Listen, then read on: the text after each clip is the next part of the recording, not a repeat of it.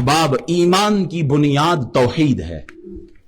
ایمان کی بنیاد توحید، اللہ کو ایک ماننا ہے.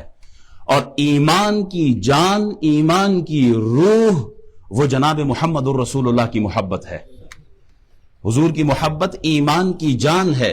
علامہ اقبال فرماتے ہیں میں پورے قرآن کا خلاصہ نہ پیش کروں، جہاں تم پورا قرآن پڑھو گے پھر بعد میں سمجھو گے، میں ایک لمحے میں بیان کر دیتا ہوں.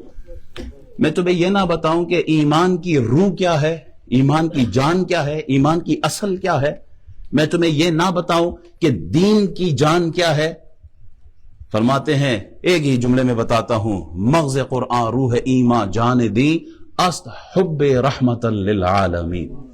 اگر پورے قرآن کا خلاصہ چاہتے ہو تو میں ابھی سے بتا دیتا ہوں کہ وہ عشق مصطفیٰ ہے. اگر دین کی اصل چاہتے ہو، دین کی روح، دین کی جان جاننا چاہتے ہو، ایمان کی اصل جاننا چاہتے ہو، تو میں بتا دیتا ہوں وہ نبی علیہ الصلوۃ والسلام سے محبت ہے. اور انواع محبت ہے، ٹوٹ کر محبت کرنا، یہی ایمان کی اصل ہے.